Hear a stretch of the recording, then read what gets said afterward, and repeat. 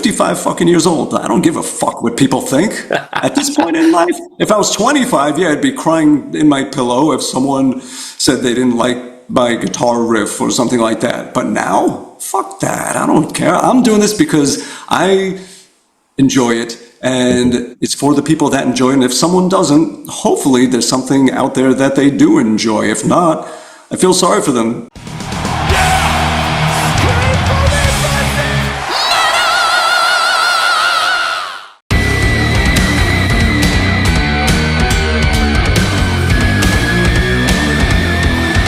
Ron, thank you so much for your time today. Let's dive in straight away with the most important question of this interview.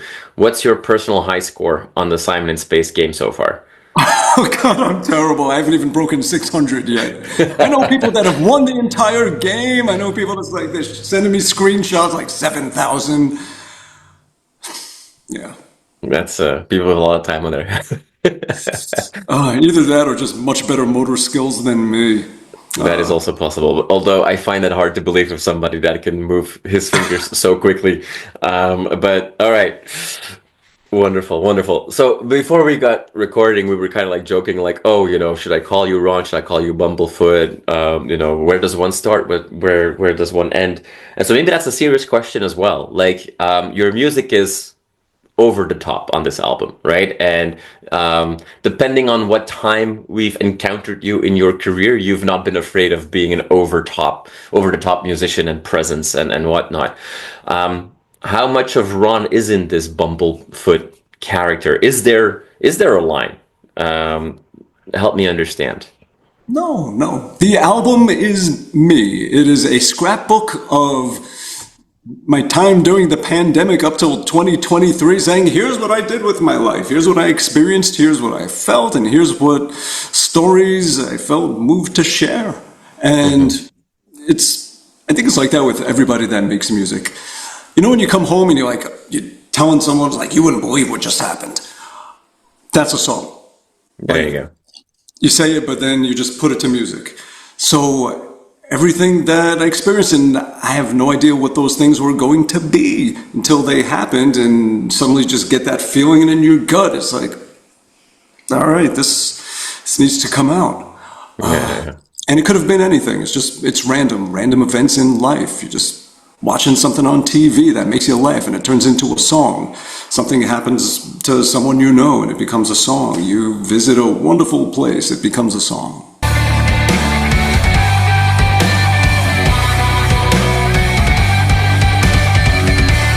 Although these songs are connected to the sense that it is episodes of your life turned into songs, this album, which is not unusual for, especially for an instrumental album by well-known guitarists, this album is pretty eclectic. We get a lot of different, I mean, every day is different and every experience you have is different, so we get different songs.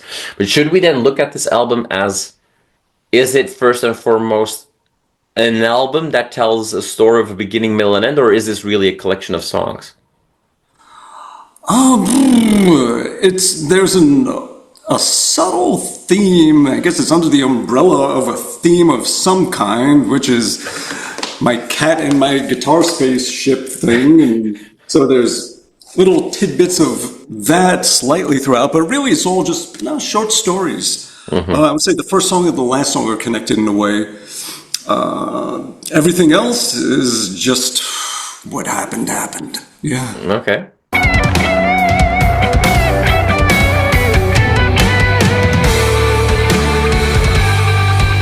It can be tricky for instrumental bands or artists to get lost in the virtuoso and kind of, sacrifice the song, if you will. If you are writing these songs, how do you make sure that a song is still a song, if you will?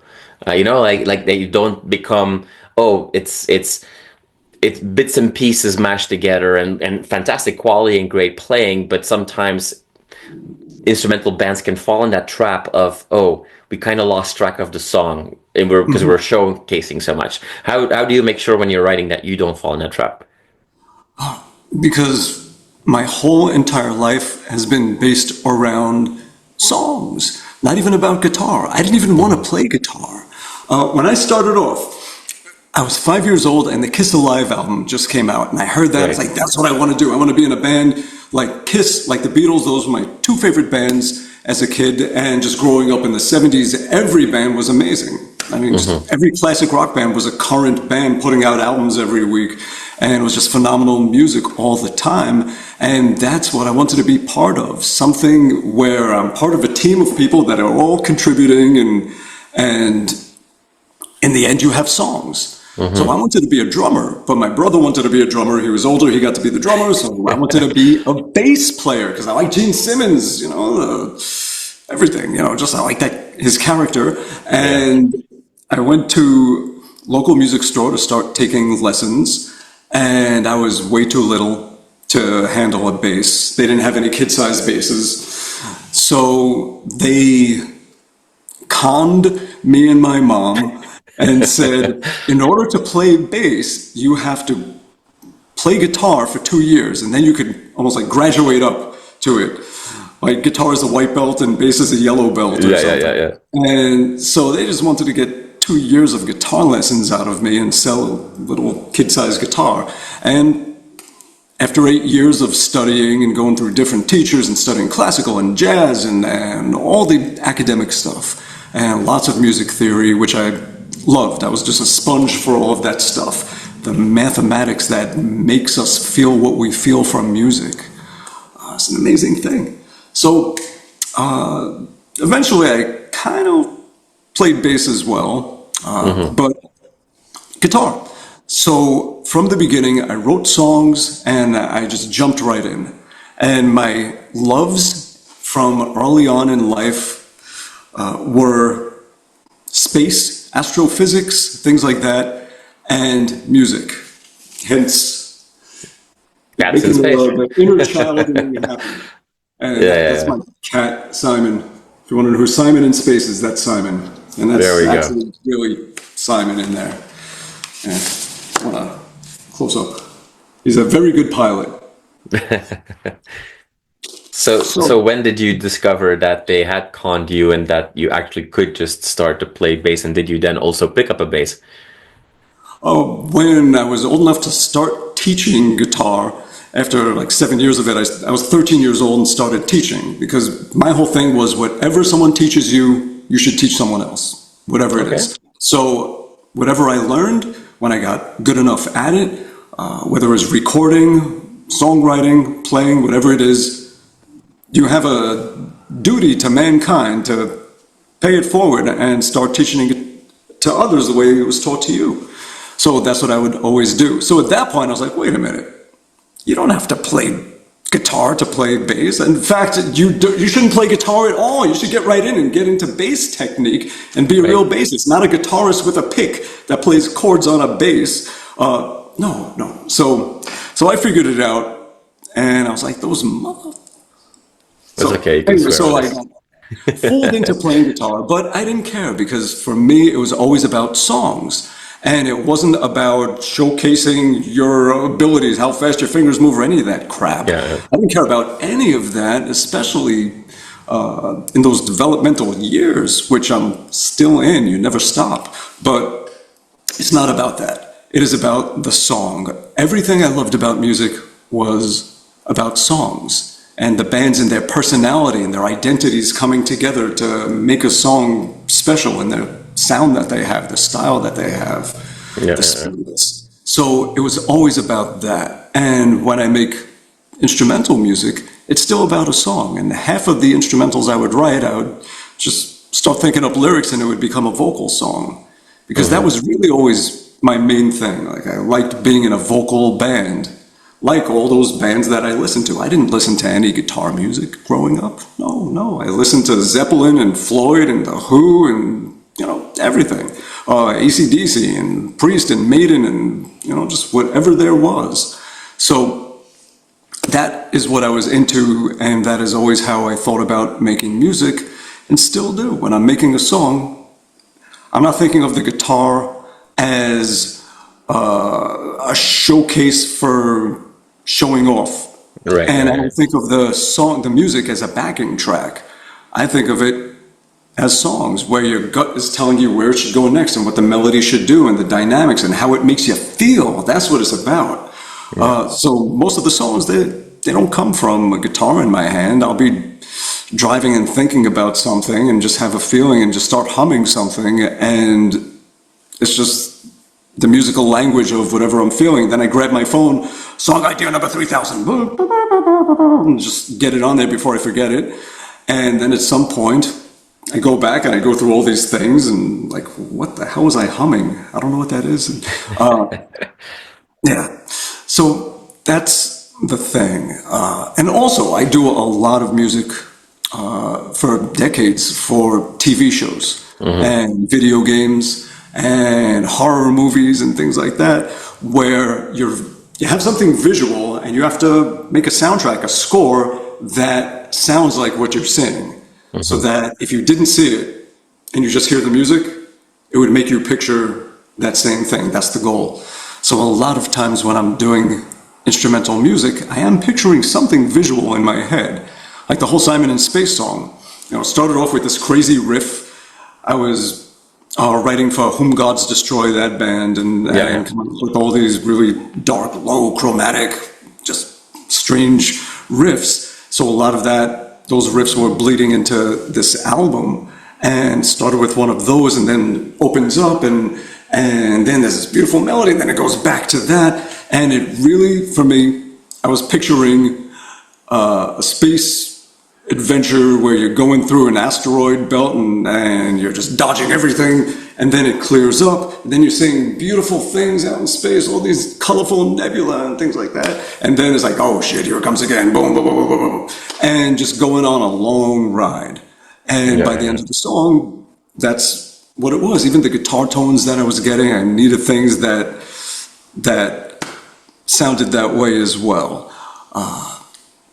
And my cat that I got during the pandemic, Simon, he would sit by the window, just patrolling for unwanted squirrels and birds that dare to, land on the deck. And he would just sit in his round little bed, just sitting there looking at them all. And his big butt would make it tilt upward. And it looked like he was in this little round spaceship. So I made, just for my own amusement, an Instagram account called Simon in Space. So by the time the song was done, I was just like, oh shit, Simon in Space. That's what I'm going to call it. So I called the song Simon in Space, and then I got the idea, okay, he'll be piloting the ship on the artwork and everything, and all the chaos and everything around him would be things that are in a cat's world. So you got meteors made of cheese, you have alien fish and mice and birds and all kinds of stuff and things that resemble his toys and all of that. So really, I made the album for my cat.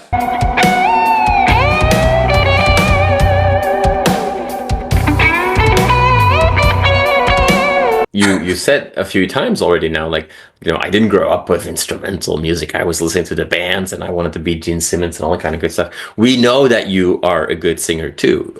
You've had your own songs where you sang on, you've been with bands where you've done vocals.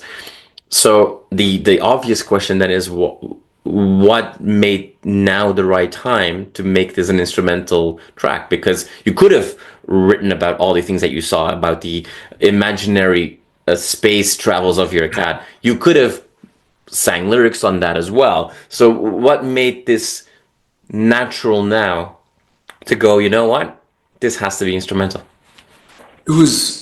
Everything was all about the pandemic. It was about suddenly having all this time to do the things that you always say, maybe I'll do that someday. I'll do another instrumental album. So when that hit, and Sons of Apollo, we had to cut our tour short, and we're all just in our chairs in our studios at home. And I started writing with Derek Sherinian, my keyboard player from that band, and we started writing more music, and I just thought about all the things that people would say, hey, you ever going to do another one of these? And whatever these was. So I did 2 acoustic EPs that I stuck on Bandcamp, and me and Portnoy and Soto, we did some Beatle covers and just stuck those out there just for fun. and I was working on Whom Gods Destroy with Derek, and I had put out an instrumental song. It was an idea for a song for Sons of Apollo's second album that I held back. My gut said, you know what, keep this one. And first thing I did when the pandemic hit is I took that riff, that song idea, and turned it into a song called Planetary Lockdown. Yeah, Was the title to come up with, and put that out there, and just as a digital single on Shitify. And then what I did is I made a video where I play the riff to the song and leave the verse open, just the backing track of it, and told people just add your own solo to it and upload it and I'll share it. And just about 500 people did it, where all different guitar players and drummers would play to it. Dino Jalusic, he sang something to it, wrote words to it. Bass players, horn players, violinists, keyboardists, everybody. It was so cool. Like it just felt so good to find a way to stay connected and just have everyone just be connected while we were all isolated. Yeah. That was nice. You used the word connected a few times. You've used the word team a few times, and you've also used the word band multiple times. And throughout your history, you've mentioned a few bands specifically now as well. Where are you most comfortable? Like, when you are put out a solo album, and there are guitar virtuosos like yourself that you can sustain yourself, and there's a whole world out there seen with conferences and festivals and what have you, where people just want to see one person and their skills, and there's not always a lot of people that are successfully in both that world and also in the traditional band world, if you will. But you seem to be like, you talk about the need for human contact a lot in this conversation so far. So are you more comfortable in a band, or when you do your as long as they're thing? not assholes. Now you're asking too much. Come on. A group of musicians together, then none of them are assholes. Yeah, just to be blunt, as long as the majority of them aren't assholes, and as long as I'm not an asshole, both. Yeah. Both. You have to have both in your life. A band can't be everything for you, and you don't want to try and turn a band into like your personal thing, because that's taking away from everybody else's contributions. And you want their contributions because they have things to offer that you don't and you can't. It'll be better if you let everybody else contribute and you just stick to your slice of the pie and just give your best in that. And everyone else does it as well, and it comes out to be something very interesting. But at the same time, it's like if I'm in bands with the lead singer and I get the urge to want to sing, that's what solo albums are for, where I get to do it all, get to express 100% of myself. One shouldn't be the other, and it's good to have both in your life and not demand one of the other. You shouldn't demand a band to be your solo project.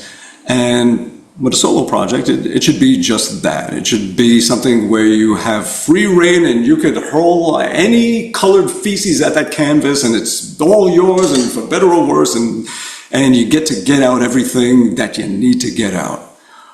For me, I love not just the songwriting or the guitar playing, I love the orchestrating, and I love the mixing and everything, and every aspect of making music and releasing music. So it's the opportunity to do that, where in a band, maybe someone else is mixing it and I'm listening, it's like, I wish this was louder or this, or... Does it make a solo album then less or actually more stressful? Because like if you have the full freedom and you can do whatever you want, and you can throw all the multicolored feces, I think you said, to the wall. It was an interesting way of describing it, but you've got full freedom, yes, absolutely, but then also it's all you, and any kind of criticism or comment or whatever is yours to take as well. And if you are not happy with something looking back, you can point blame to that other person that was doing something you didn't agree with, because it was all you. So for you, does that make an album like this a little bit more scary to release, or not at all? No, not at all. You have so much freedom, and I'm not worried about the criticisms. It's like, if I always compare it to lobster. I don't like lobster, but people love lobster. So if I don't like lobster, does that mean lobster is bad? No. Does it mean lobster shouldn't exist? No. It's for people who like lobster. Yeah. So my music is for people who like it, and that goes for anyone. Your music is for people who like your music. It's not for people who don't. So if they don't like it, there's something else that they do like, and that's for them. So they get the lobster, you get what you like, and that's fine. And also, I'm 55 fucking years old. I don't give a fuck what people think. At this point in life, if I was 25, yeah, I'd be crying in my pillow if someone said they didn't like my guitar riff or something like that. But now, fuck that. I don't care. I'm doing this because I enjoy it, and it's for the people that enjoy it. And if someone doesn't, hopefully there's something out there that they do enjoy. If not, I feel sorry for them because they're not a happy person. But that's not a concern for me, not at this point in life. Yeah. This point in life, I have more behind me than in front of me. So what matters to me is enjoying every day and putting out things into this world that will hopefully outlive me. Not that I'm saying I should die tomorrow, but hopefully that the music will last longer than I do, and that people will enjoy. And hopefully it'll inspire people, and they just... It's very simple. We do this to make people happy. And I just hope it makes people happy. And that's why I put out a video game. That's why I'm just being silly with it. That's why I'm going overboard with the amount of artwork in the physical stuff, because that's what we love about physical stuff. Yeah, it's about the artwork. So I'm going all out and I'm having fun doing it. Is it stressful? The only thing that has been stressful with this is policing being a project manager, making sure that deadlines are met and things aren't screwed up. Like, for example, the album came out January 24th to all digital stores except Apple. They overslept. They didn't put it out.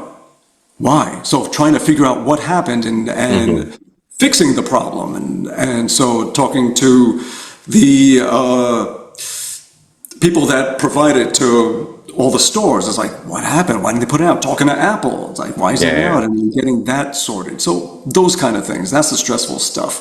When every day, a few times a day, people are like, why isn't it on iTunes? Why isn't it on Apple Music? And I tell them, it's like, we're working on it. It'll get there, I promise. It's just they didn't put it out when they were supposed to, for whatever reason. So those kind of things are stressful.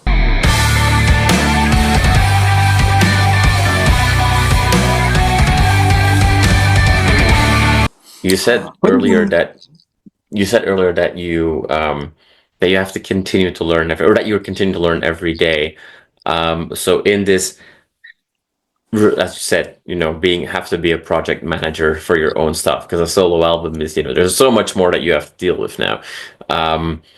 In this journey of revisiting instrumental work after such a long time and releasing it this way, apart from knowing that you have to be closer to Apple next time and a little bit of a shorter leash, is there something that stood out for you that even after all these years, that you go like, that's a good one for me to remember next time? Like, was there a lesson that you've learned in this journey that you didn't see coming?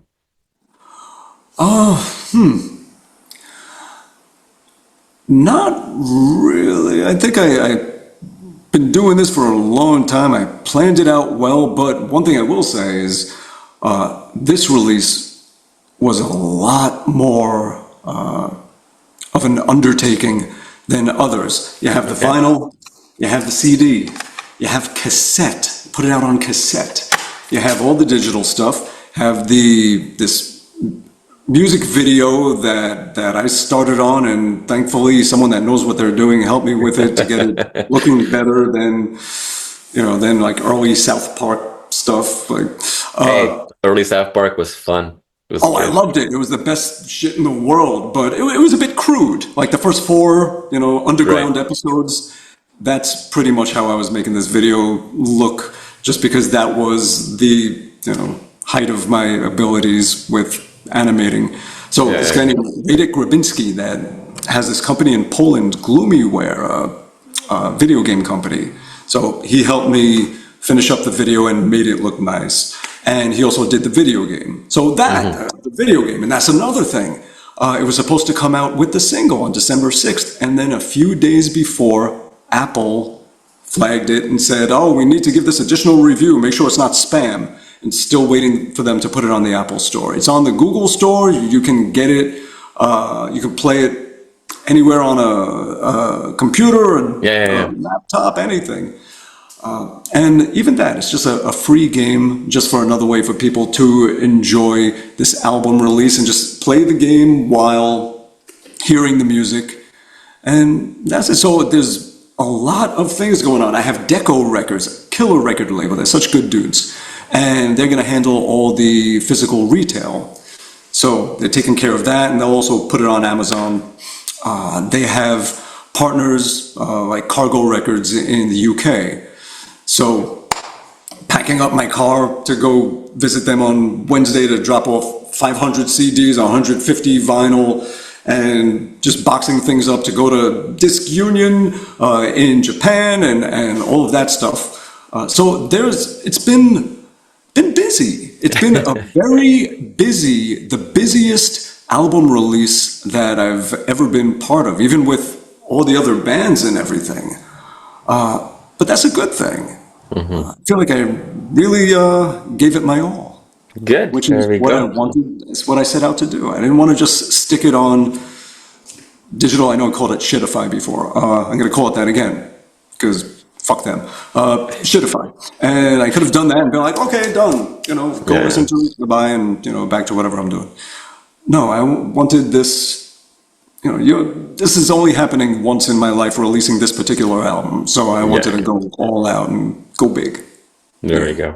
There we go. And big you went. And we'll keep our eyes open for more shows announced where maybe you'll give us some more adventures of Simon. And I have a feeling that we might not have to wait too long this time to see on the next album what Simon has been up to in space. And did Simon make it safe home again? We'll find out. He did.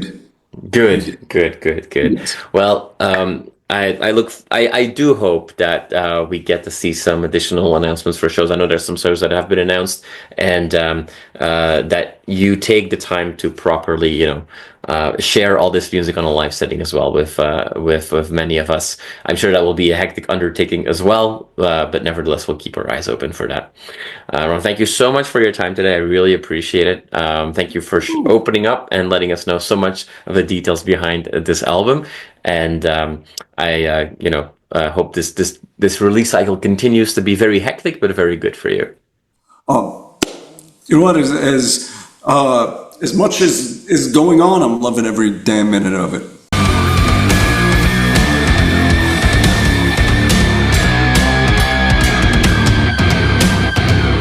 You are awesome for watching this video. Click right here to see more content like it and subscribe to the channel.